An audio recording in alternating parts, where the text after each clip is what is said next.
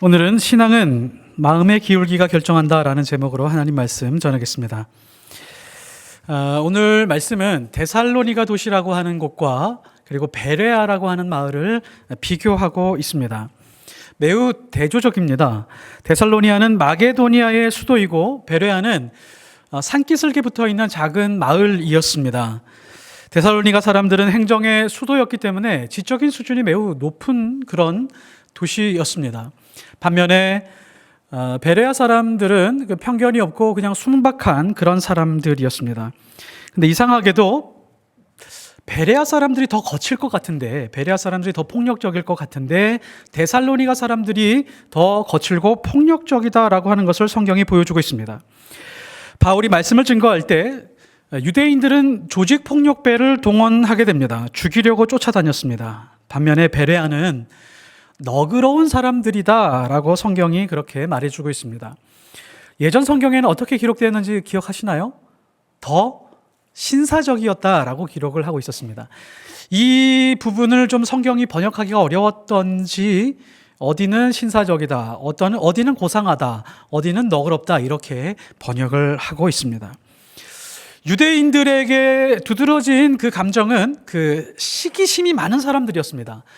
바울이 어느 지역을 가든지 회당을 들렸었는데 회당 중심으로 유대인들은 하나님의 말씀을 잘 나누고 있긴 했지만 그 마음속 깊은 곳에는 항상 시기심이 있었습니다. 이 시기심이라고 하는 것은 매우 공격적입니다. 그리고 폭력적입니다. 누군가를 반드시 공격하고야만 끝나는 그런 마음이 바로 시기심이라고 하는 것입니다. 유대인의 시기심과 데살로니가에 있는 사람들의 그 폭력성이 잘 맞아떨어져서 아마 유대인들이 좀 돈을 좀 많이 줬겠죠. 그 폭력배들이 예수를 믿는 사람들 그리고 바울과 그 일행들을 색출하기 위해서 쫓아다닙니다. 바울을 찾지 못했죠. 어느 집에 들어갔는데 그게 야손의 집입니다. 이 야손이라고 하는 사람은 영어에서 제이슨이라고 하는 이름인데 야손의 집을 급습했는데 그곳에 바울과 일행이 없었습니다. 그냥 꽁 대신 닭이라고 야손과 그의 형제들을 잡아갑니다. 이 사람들은 아마 믿은 지 얼마 안 되는 사람들이겠죠. 새신자들일 것 같습니다. 그 사람들을 체포해서 끌고 갑니다. 데살로니가 폭력배들은 이런 특성이 있는 것 같습니다.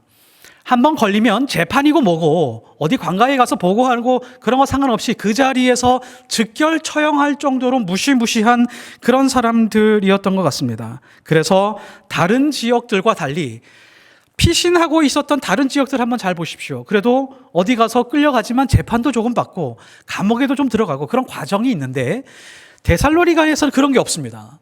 아마 이 폭력배들은 그 자리에서 그냥 끝장을 보는 사람들이었던 것 같습니다. 그래서 급하게 피신하는 것을 성경이 설명해 주고 있습니다. 10절에 보면 밤에 형제들이 곧 바울과 실라를 베레아로 보내니 그들이 이르러 유대인의 회당에 들어가니라. 여기서 몰래 밤에 갑니다. 사람들의 눈을 피해서 밤에 급하게 곧 즉시 빨리 베레아로 피할 수밖에 없는 그런 긴박한 상황을 설명해 주고 있습니다. 바울을 한번 잘 보십시오. 바울의 생애가 참 딱합니다. 항상 어딜 가든지 지겹도록 유대인들이 쫓아오거나 다른 사람들이 핍박하는 그런 상황들을 맞닥뜨리게 됩니다. 죽이려고 하고 돌로 던지고 감옥에 쳐놓고 바울의 심정을 다시 한번 생각해 볼까요? 바울이 이런 상황들을 늘 기뻐하기만 했을까요? 그렇지 않습니다. 사람은 이렇게 누군가 계속 공격하고 도망가야 되는 그런 상황에 맞닥뜨리게 되면 아무리 성령에 충만한 사람이라고 할지라도 좌절과 실망하게 되어 있습니다. 특별히 사람이 가지고 있는 사람에 대한 환멸이 계속해서 찾아오게 됩니다. 굉장히 피곤하게 되겠죠. 낙심하게 되고 고개를 떨구게 됩니다. 그래서 사람이 살아가면서 견디기 힘든 것들이 무엇이냐면 사람이 사람을 경험하면서 사람에 대해서 환멸을 느끼기 시작할 때부터 그때부터 우리 신앙과 우리의 삶에 위기가 찾아오기 시작을 합니다. 이민을 가면 한국 사람이 가장 두려워하는 민족이 있는데 어디죠? 한국 사람은 한국 사람을 가장 두려워한다고 합니다. 한국 사람들이 한국 사람을 가장 많이 배신한대요. 가장 많이 사기당하는 사람이 한국 사람이라고 합니다. 그래서 한국 사람을 피해 다닌다라고 하는 이야기도 들은 적이 있습니다. 바울은 가는 곳마다 다른 민족 사람들이 돌을 들고 치는 것이 아니라 유대인들이 돌을 들고 칩니다. 어느 지역마다 다 그렇습니다. 그러면 자기 동족에게 느끼는 그런 환멸감, 그것이 굉장히 컸을 것입니다. 오랜 시간 분쟁하는 교회를 다니다가 우리 교회 오신 분들이 있습니다. 또 이 교회 저 교회 다니시는 그런 분들이 있습니다. 그런 분들이 느끼는 것들이 비슷한 감정입니다. 야, 사람을 보니까 믿을 만하지 못하더라. 환멸을 느끼면서 그냥 나는 편안하게 예배만 드려야지 봉사라고 얘기하지 않는, 그냥 새신자로 와도 아무 누구 하나 관심 가져주지 않는 그런 교회에서 예배만 드리다가 갈 거야 라는 마음으로 오시는 분들도 꽤 됩니다.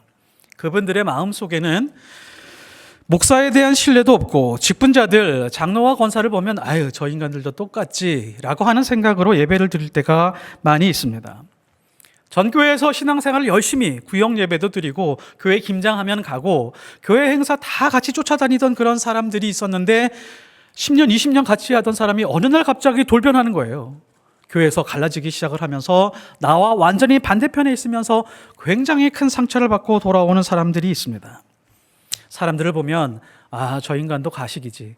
아, 저것도 거짓된 신앙일 거야 라고 하면서 마음속에 굉장히 큰 상처를 가지고 있는 사람들이 있습니다. 세상에서도 그런 거 경험합니다. 세상에서도 경험하지만 세상에서 경험하는 것보다도 교회에서 그 환멸을 경험하게 되면 그 환멸의 크기가 얼마나 큰지 모릅니다. 살아갈 힘조차도 없게 만들 때가 많이 있습니다. 그래서 누구도 존경하지 않고 누구도 기대하지 않고 누구도 인정하지 않습니다. 이때 신앙에 큰 위기가 찾아오게 됩니다. 사람에게 환멸을 느끼면서 찢기고 상처 입고 방황하게 됩니다. 회복하는데 오래 걸립니다. 평생 걸리는 사람도 봤습니다. 바울에게도 그런 마음이 분명히 있었습니다. 없었을 리가 없습니다. 성경에 기록되어 있지는 않지만 육체적으로 영적으로 많이 지쳐 있었을 것입니다. 근데 오늘 말씀을 보면 그렇게 많이 지쳐 있었을 때에 내가 이렇게까지 지금 힘겨운 삶을 살아야 되겠나라고 하는 마음이 들 때 급하게 도망갔는데 거기가 계획하지도 않은 베레아라고 하는 곳입니다. 베레아의 특이한 점이 하나가 있는데 바울이 여기저기 그 마을을 다니고 도시를 다니면서 바울은 어떤 말씀을 증거했는지 어떻게 복음을 증거했는지가 먼저 나오는데 베레아에서는 이 순서가 좀 바뀝니다. 베레아에 있는 사람들은 어떤 사람들이었는지를 먼저 말합니다. 그러니까 성경은 베레아에 있는 사람들의 성품이 너무 좋았다라고 하는 것을 먼저 알려주고 싶었던 것입니다. 아마도 바울은 크게 사람들에게 환멸을 느꼈을 텐데 베레아에 있는 사람들을 만나고 위로를 받았을 것입니다. 사람이 위로를 받을 때가 언제냐면 좋은 사람을 만날 때 위로받습니다. 저 사람은 진실한 사람이야 라고 하는 정말 그런 사람을 느끼게 될 때 위로를 받습니다. 하나님도 사람을 위로할 때 먹이고 입히기도 하시지만 좋은 사람들을 만나서 그 사람들의 인생 이야기를 듣고 그 사람들의 삶의 태도를 보면서 위로를 받게 하십니다. 예수님도 위로가 필요한 분이셨습니다. 예수님도 피곤하고 힘들으셨죠. 지치실 때가 많이 있으셨습니다. 바리새인들은 만날 보기만 하면 공격하고 넘어뜨리려고 죽이려고 했을 때에 예수님이 자주 가는 집이 있었습니다. 어디를 자주 들르셨죠? 베다니에 있는 나사로의 집을 자주 가셨습니다. 그 집에 무슨 특별한 일이 있었던 것도 아닙니다. 나사로와 마르다와 마리아, 그 사람들을 만나서 같이 지내고 먹고 자는 것 자체가 아마 예수님에게 쉼이었던 것 같습니다. 아기 엄마가 있습니다. 아기를 키우는데 너무너무 힘들죠. 잠도 못 자고 먹여야 되고 재워야 되고 기저귀도 갈아야 되고 쉬지도 못합니다. 엄마가 안식을 얻을 때가 있죠. 너무너무 지치고 피곤하지만 그 아기가 잠들었을 때 아기를 바라보는 엄마의 마음은 안식의 마음입니다.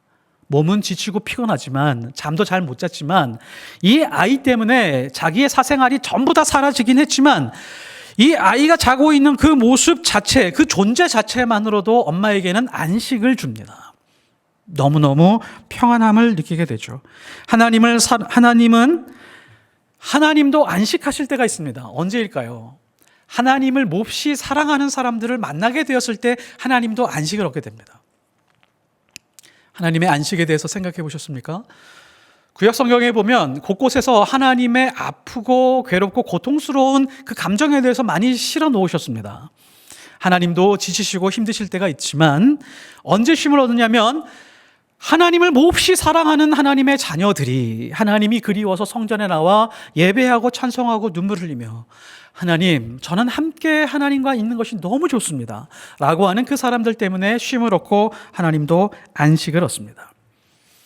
우리가 인생을 살아가면서 나도 또한 누군가 좋은 사람을 만나서 위로를 받고 싶다라고 하는 생각을 가질 때가 있지만 정말 하나님이 우리에게 원하시는 바가 있습니다.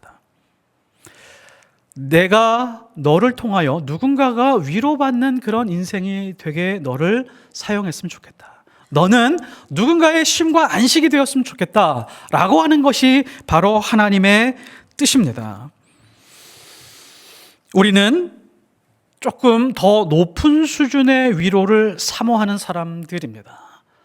나도 누군가에게 위로받고 싶어 라고 하는 데서 뛰어넘어서 하나님, 저도 누군가에게 위로가 되는 사람이 되고 싶습니다. 하나님처럼, 예수님처럼 그런 인생으로 살아가고 싶습니다.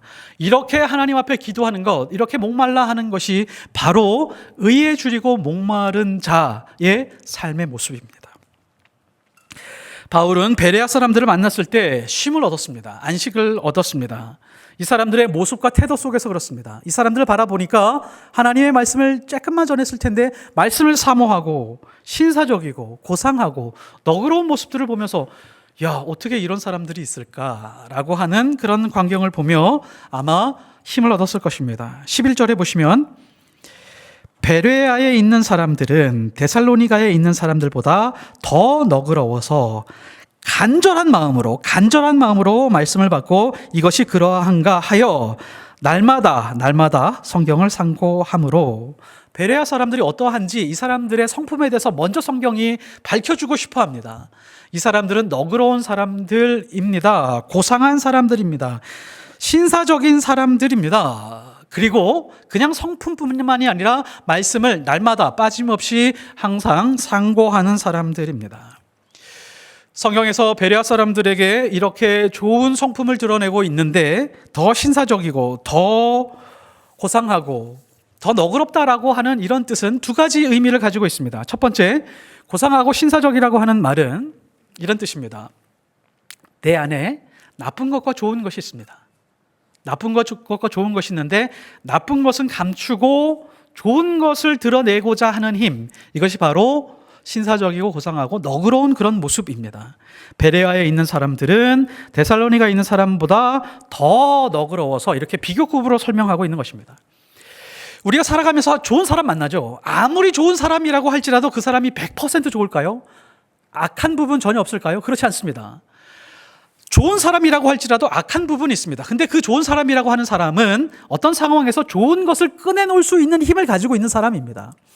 악한 사람이 있습니다. 악한 사람이라고 할지라도 그 사람에게 항상 100% 악한 사람일까요? 악한 면만 가지고 있을까요? 그렇지 않습니다. 좋은 면이 있지만 그 사람은 불쾌한 상황이거나 좋지 않은 상황이 있으면 항상 나쁜 것을 꺼내놓고자 하는 그런 사람이기 때문에 그렇습니다. 데살로니가 사람들도 좋은 것과 나쁜 것이 있는데 지금 나쁜 것을 가지고 폭력적인 것을 꺼내서 반응하는 사람들이었고 베레아 사람들도 분명히 좋은 것과 나쁜 것이 있지만 나쁜 것은 감추고 좋은 것을 꺼내고 고상하고 신사적인 것을 꺼내서 반응하는 사람들이었습니다. 자, 두 사람이 있습니다. 나와 다른 사람이 있습니다. 다른 사람도 친절하고 나도 친절합니다. 그 친절한 사람에게 내가 친절을 베푸는 것은 어렵지 않습니다. 불쾌하고 불친절한 사람이 있습니다. 자, 그 사람에게 내가 불쾌하게 하고 불친절하게 하는 것은 어렵지 않습니다. 자, 그러나 더 고상하고 신사적이라고 하는 것은 하나님의 자녀들의 성품이라고 하는 것은 정말 이상하고 정말 불쾌하고 정말 불친절한 사람이 앞에 있는데 내가 그 사람에게 내 본성, 나도 똑같이 이상하고 나쁜 습성을 그 사람에게 불쾌하게 불친절하게 내세우는 것이 아니라 앞에 있는 대상이 나쁜 사람이라고 할지라도 내가 그렇게 하고자 하는 본능을 잠재우고 하나님의 자녀로서 좋은 것을 끄집어내어 그 사람과 함께 만나는 것, 이것이 바로 더 고상하고 더 너그럽고 신사적인 그런 모습입니다. 여기에서 뭐가 작용해야 될까요? 십자가입니다. 이렇게 살 수 있는 사람들은 나를 죽이는 사람들일 뿐입니다. 내 성질 알아 몰라. 내가 한번 마음 먹으면 알지. 내가 가만히 안 있는 사람이야. 라고 하는 것이 아니라 설령 그런 사람이라고 할지라도 그런 상황 앞에서 나의 나쁜 모습은 죽이고 좋은 성품을 드러내고자 하는 그런 죽음, 그런 힘, 이것이 바로 그리스도인들의 삶의 모습입니다. 부부는 서로 신사적이어야 됩니다. 부부가 서로 신사적이지 않을 때가 많습니다. 가장 가까운 사람인데 사랑하는 사람들인데 사랑해서 결혼했음에도 불구하고 부부가 별로 신사적이지 않습니다. 여기서 짜증내고 불쾌하게 말하면 나도 똑같이 그렇게 말을 합니다. 부부가 그렇습니다.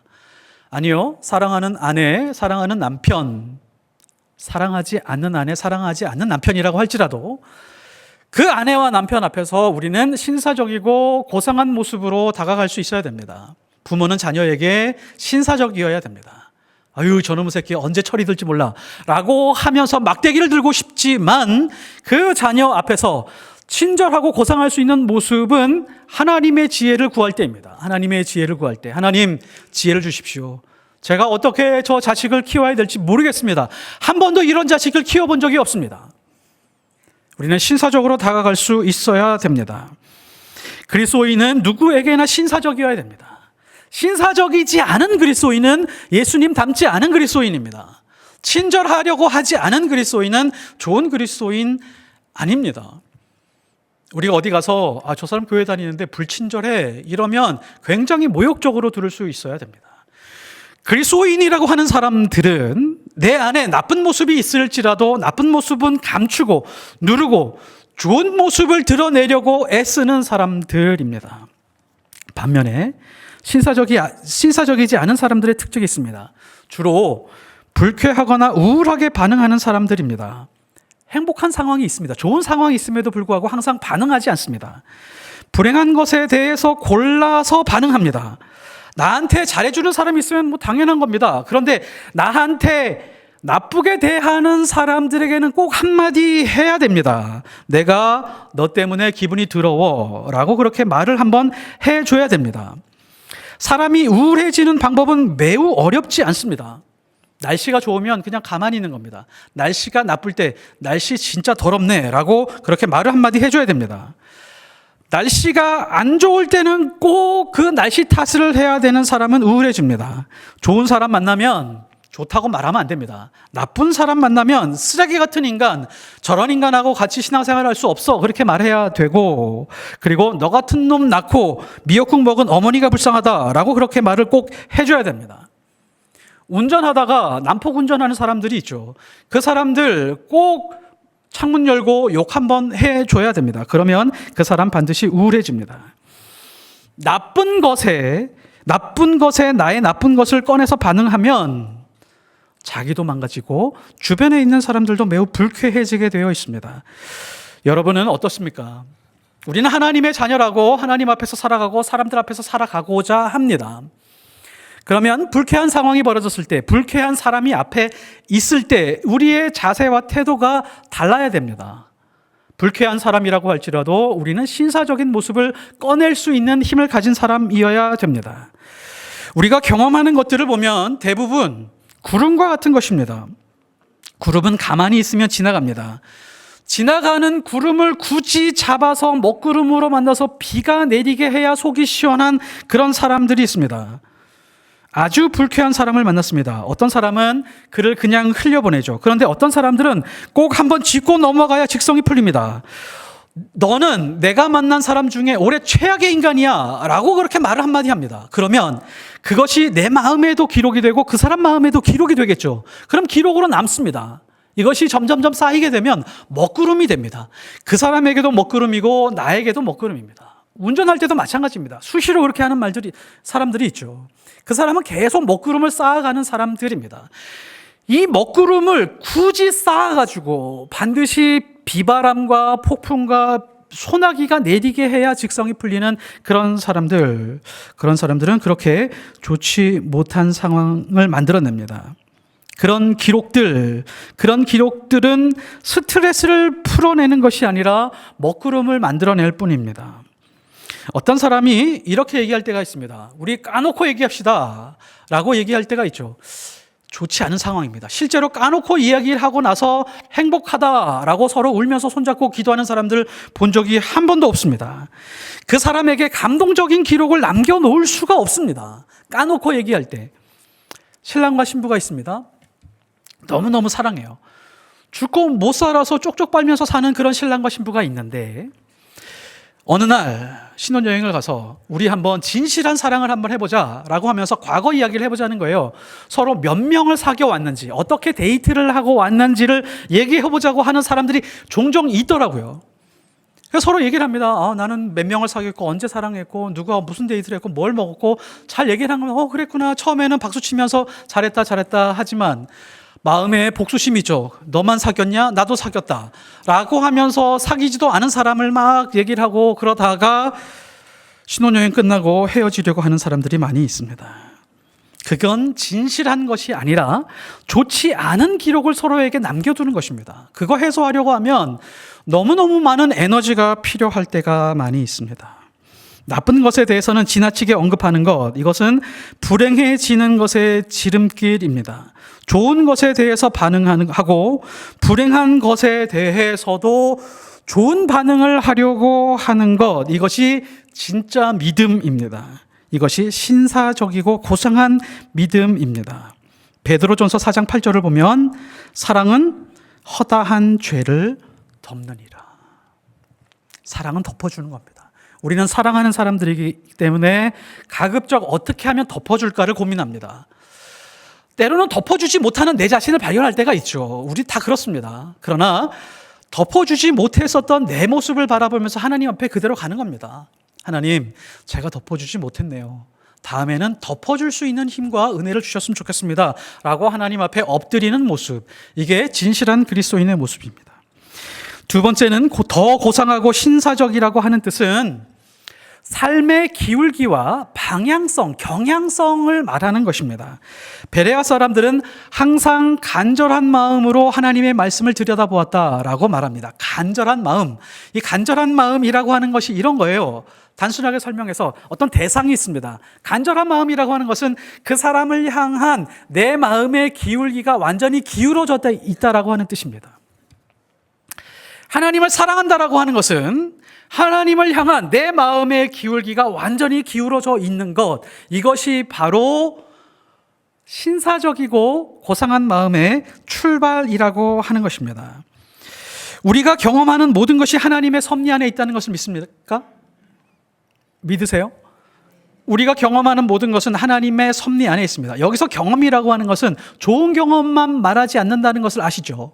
성공과 또 행복한 것과 좋은 일들과 이것만 말하는 거 아닙니다. 진짜 하나님의 섭리는 불행할 때와 질병과 괴로움과 고통도 또한 하나님의 섭리 안에 있다라고 하는 것을 믿는 것, 이것이 진짜 하나님의 섭리를 믿는 것입니다. 실패와 불편한 상황, 불편한 사람이라고 할지라도 하나님의 섭리가 있었고 하나님이 배정하셨으며 하나님이 디자인하셨다라고 하는 것을 수용하는 것, 이것이 하나님의 섭리에 대한 믿음입니다.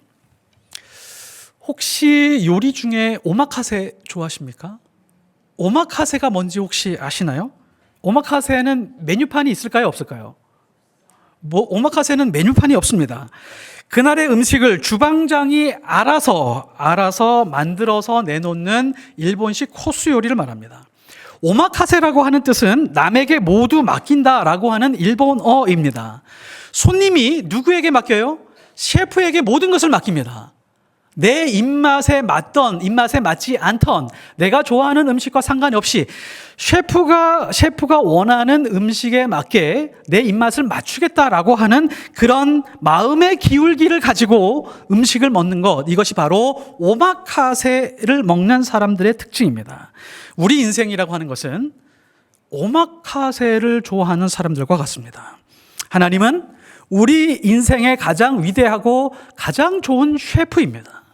우리의 인생을 위해서 요리하시는 분입니다. 때로는 아주 매운 음식을 요리하기도 하시고 매우 쓴 음식을 요리하기도 하시고 내가 좋아하지 않은 음식을 요리하기도 하시며 또 내가 정말 싫어하는 음식, 약 같은 음식 이런 것도 준비하시는 분입니다. 왜죠? 하나님은 우리의 체질을 가장 잘 아는 분이시기 때문에 그렇습니다. 시편 103편 14절, 이는 그가 우리의 뭐를 아시며? 체질을 아시며. 우리 인생의 모든 것을 잘 아시는 분이시기 때문에 우리 체질에게 맞게 행복과 불행, 건강과 질병, 또 때로는 직장과 일자리, 또 그렇지 않은 모든 모습까지 하나님께서 요리로 준비하시는 것입니다. 최고의 셰프를 신뢰하고 그 셰프에게 마음을 기울이고 있는 것, 이것이 믿음입니다. 다윗은 왕입니다. 세계적으로 역사적으로 유명한 왕임에도 불구하고 이 왕이 기도할 때가 보면 가장 신하 같은 모습으로 기도합니다. 하나님, 제가 이 일을 할까요 말까요? 하나님, 이 전쟁을 해야 될까요 말할까요? 집요하게 하나님 앞에 여쭤봅니다.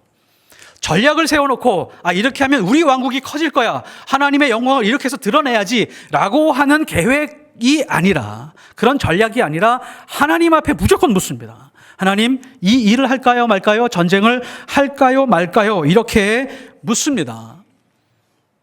다윗에게 불행이 있었죠. 아들이 죽었습니다. 심상이 젖을 정도로 하나님 앞에 금식하면서 울었습니다. 하나님, 너무 슬픕니다. 그렇게 울면서 하나님의 뜻을 확인하고 난 다음에 다윗이 빨리 마음을 정리합니다. 왜 그랬을까요? 하나님을 향한 마음의 기울기가 꺾이지 않았기 때문에 그렇습니다. 사울과 다윗이 있습니다. 두 사람을 죄의 크기로 한번 비교해 보면 누구의 죄가 더 클까요? 객관적으로 보면 다윗의 죄의 크기가 훨씬 더 큽니다. 살인죄, 간음죄, 그 죄가 훨씬 더 큽니다. 그런데 하나님은 다윗을 용서하고 사울은 용서하지 않았습니다. 왜냐하면 마음과 삶의 기울기가 차이가 있었기 때문에 그렇습니다. 사울은 하나님을 향한 경향성이 없었고 다윗은 죄인의 모습 속에서도 하나님을 향한 그런 전심의 모습이 있었습니다. 사울은 사람과 권력만 의식하고 자기 권력에만 몰두해 있었습니다. 하나님이 초대에 세우신, 하나님이 처음 세우신 왕인데 자기 인생의 모든 것을 다하여 하나님 앞에 마음을 기울여야 됐지만 자기의 권력과 사람들이 나를 어떻게 볼지에 대한 것에만 마음이 기울어져 있었습니다. 그러나 다윗은 그렇지 않습니다. 자기가 가장 큰 죄에 빠졌을 때, 그리고 가장 세상에서 높은 곳에 있을 때 상관없이 언제나 어디서나 하나님 앞에 자기의 모든 마음을 기울여 하나님 앞에 나아가고 있었습니다. 에서와 야곱도 마찬가지입니다. 에서를 보면 큰 죄를 지은 것 같지 않습니다. 한번 잘 살펴보십시오. 에서가 무슨 큰 죄를 지었습니까? 팥죽 하나 뺏어 먹은 거, 요 정도죠. 그런데 야곱은 사기를 당하고 또 사기를 치고 거짓말하고 이렇게 안 좋은 모습이 상당히 많이 있었지만 전체적인 것에 보면 야곱은 하나님 앞에 마음이 기울어져 있었습니다. 에서는 팥죽 한 그릇 가지고 장자권을 넘겼죠. 그러니까 마음의 기울기가 하나님께 가 있는 것이 아니라 자기의 배부름에 가 있었습니다. 장자권에 대해서 마음이 기울어져 있었던 것은 야곱입니다. 그래서 결혼도 하나님이 맺어주는 그 믿음의 혈통을 따라서 결혼하기 위해서 삼촌 라반의 집에 갔었던 것이죠. 전체적으로 보면 야곱의 마음의 기울기는 전부 다 하나님 앞에 있었습니다. 바리새인과 세리도 마찬가지입니다. 바리새인은 겉으로 하나님을 잘 섬기는 것 같지만 예수님은 마음의 기울기를 보고 있었던 것입니다. 창기와 세리는 세상에서 가장 낮은 지위에 있었고 그 위치가 가장 타락하였다라고 평가하는 그런 위치에 있었지만 이 사람들의 마음의 기울기를 예수님이 확인하고 이 사람들에게 소망을 주시고 구원을 주시고 인생의 새로운 길을 열어주었습니다. 그러므로 하나님은 우리 인생이 지금 어느 위치에 있는지에 대해서 별로 관심이 없습니다. 우리는 하나님 앞에서 늘 관심이 있는 게 내 인생이 어느 위치에 있는지에서 굉장히 중요하게 생각을 합니다. 하나님, 제가 적어도 장로인데, 권사인데, 목사인데 믿음 생활을 이렇게 많이 했으면 인생에 좀 이 정도 위치는 돼야 되지 않겠습니까?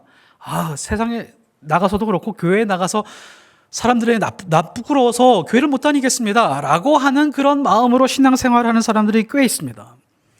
그러나 하나님은 그런 위치에 대해서 전혀 관심이 없습니다. 우리는 자녀들을 키우면서 이런 생각이 있죠. 야, 적어도 우리 자녀들은 세상에서 이런 정도에 위치해야 되고 교회에서 평가를 받을 때 한 이 정도는 돼야 되는데 라고 하는 그 위치에 굉장히 많은 관심을 가지고 있습니다. 그러나 하나님은 그런 거에 관심이 별로 없습니다. 서울에서 부산으로 가는 기차가 있습니다. 부산을 가고 싶습니다. 부산을 가야 됩니다. 기차가 두 군데 있습니다. 한 군데 있는 기차는 울산에 있고 하나는 수원에 있습니다. 그러면 사람들이 평가할 때 울산에 있는 기차가 부산에 더 빨리 가겠구나, 수원에 있는 기차가 부산으로 더 늦게 가겠구나 라고 생각을 하지만 어느 쪽으로 방향이 기울여져 있느냐가 결정을 합니다. 수원에 있다라고 할지라도 부산과는 거리가 멀어져 있지만 부산을 향하여 방향이 기울어져 있다면 반드시 부산으로 도착합니다. 부산이 있는데 울산에 있는 기차가 부산과 아무리 가까워 보인다라고 할지라도 방향이 서울을 향해 있다면 부산에 도달하지 못합니다. 하나님을 향한 그 믿음도 똑같습니다. 우리 마음의 기울기가 어디에 있느냐가 우리 인생의 모든 것을 결정합니다. 하나님을 향한 그 마음의 기울기, 겉모습의 기울기와 마음의 기울기가 차이가 있게 되면 어디에 소망이 있느냐, 그것의 차이가 두드러지게 드러나게 되어 있습니다. 그래서 세상에서 어떤 삶을 살아도 사람의 위치보다 하나님을 향한 마음의 기울기가 훨씬 더 중요합니다. 누가 보기에도 인생이 망가진 사람이 있죠. 누가 보기에도 인생이 망가져 보이는 때가 있습니다. 그 때에 있을지라도 나는 쓰러져도 하나님 앞을 향해서 쓰러지겠다, 나는 하나님의 성전을 향해서 쓰러지겠다라고 하는 마음이 있다면 그 사람의 인생에는 반드시 소망이 있습니다. 하나님이 일으켜 세워주실 것이고 필요한 것을 공급해 주실 것이고 하나님이 귀하게 사용하는 하나님의 사람들이 될 것입니다. 성경에 라합이라고 하는 사람이 있습니다. 이 라합은 몸 파는 기생이었습니다. 지금도 그렇고 그때도 그렇고 몸 파는 기생은 세상이 인정해 주는 사람이 아니었습니다. 어느 날 소문이 들려오기 시작을 하는데 여호와 하나님의 소문이 들려오기 시작을 합니다. 여호와 하나님이 정말 대단한 하나님이구나 라고 하는 것을 경험하게 됐습니다. 하나님이 이끄시는 이스라엘 백성들의 움직임에 대한 소문이 들려오기 시작했습니다. 기생 라합의 마음이 바뀌기 시작했습니다. 하나님을 향한 마음의 기울기가 생기기 시작을 했습니다. 그리고 이 사람은 예수님의 조상이 됩니다. 탕자가 언제 아버지께로 돌아가려고 했죠? 언제 아버지께 돌아간 것이 될까요? 아버지 품에 안겼을까요? 그렇지 않습니다. 그때가 아니라 가장 타락한 위치에서 아버지가 생각나기 시작을 했을 때, 그때부터 마음의 기울기가 생기기 시작했고 아버지를 향한 자기 인생의 모든 방향을 잡기 시작을 했습니다. 과부가 있습니다. 예수님이 그 과부가 헌금하는 장면을 보기 시작을 했습니다. 과부는 부끄러운 마음으로 두 렙돈을 헌금하고 있었지만 예수님은 그 모습을 보고 칭찬을 했습니다. 여타 다른 율법학자들이나 바리새인들이 1,000만 원, 2,000만 원 남들 보란 듯이 헌금하는 그 모습보다 부끄러운 듯이 자기가 가지고 있는 모든 마음의 크기를 다 드리는 그 과부의 심정을 보면서 너는 전심으로 하나님을 찾고 있는 사람이구나 라고 하는 것을 확인했었던 것입니다. 헌금이 그렇습니다. 남에게 많이 드린다라고 하는 것을 내세우고 있다면 하나님을 향한 그런 기울기가 없는 사람입니다. 마음이 기울어져 있지 않은 사람입니다. 그러나 작은 것이라도 하나님께 마음을 다해서 드리고 있다면 하나님이 기뻐하시는 것입니다. 평생 교회를 다니고 헌금하고 많은 봉사를 하고 아무리 찬송하는 것을 좋아한다라고 할지라도 마음이 하나님을 향해서 기울어져 있지 않다면 바리새인이라고 성경에서 말해주고 있습니다. 어떤 삶을 살아간다라고 할지라도 하나님께 마음이 기울어져 있고 내 모든 삶을 다하여 하나님을 향해 달려가겠다라고 하는 사람이라면 주님께서 지켜주시고 책임져 주십니다. 하나님은 진리를 붙들고 옳은 일을 하는 사람들에게 안식을 주시는 분입니다. 옳은 일을 하면서 고독한 싸움을 하는 사람들이 있습니다. 나 혼자만 괴로움과 핍박을 당하는 것 같은 그런 사람들이 있습니다. 그런 사람들은 하나님께서 반드시 좋은 사람을 만나게 하시고 안식을 주실 때가 있습니다.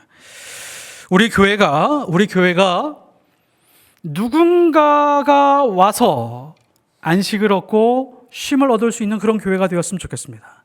우리도 성숙하여 누군가에게 하나님 저를 통하여 우리 교회를 통하여 쉼과 안식을 줄 수 있는 교회가 되게 해 주시옵소서라고 교회를 위해서 기도할 수 있는 그런 교회가 되었으면 좋겠습니다. 성경에서 더 너그럽고 더 신사적이고 더 고상하다라고 하는 뜻은 두 가지 뜻을 가지고 있습니다. 악한 환경과 악한 사람 앞에서 은혜로운 것을 꺼내 놓을 수 있는 힘입니다. 그리고 인생의 어떤 위치에 있다라고 할지라도 불행한 상황에 있든지 최고로 높은 위치에 있든지 상관없이 내 인생의 나침판은 항상 하나님을 향해 있는 그 마음의 기울기, 이것이 바로 신사적이고 고상한 마음입니다. 항상 마음속에서 나쁜 것이 아니라 좋은 것을 꺼내놓는 싸움에서 승리하시기 바랍니다. 그리고 어떤 상황 속에서도 마음이 주의 거룩한 십자가 앞으로 기울어져 있기를 예수 그리스도 이름으로 축원합니다. 기도하겠습니다. 하나님 아버지, 저희들의 마음을 들여다봅니다. 하나님은 마음을 다하여 뜻을 다하여 하나님을 사랑하라고 말씀하셨는데 우리는 겉으로만 보이는 모습으로만 하나님께 기울어져 있고 마음속은 하나님을 향해서 있지 않을 때가 얼마나 많은지 모릅니다. 불친절한 사람에게 나도 또한 불쾌하게 대하고 나를 해하는 사람에게 또한 나도 공격하려고 하는 그런 마음이 얼마나 많았는지 모릅니다. 우리도 또한 베레아 사람들처럼 더 너그럽고 더 신사적이고 더 멋지고 고상한 믿음의 사람들, 그 뿌리에는 십자가의 믿음이 자리 잡고 있는 아름다운 그리스도인들 되게 하여 주옵소서. 감사드리며 예수 그리스도 이름으로 기도드렸사옵나이다.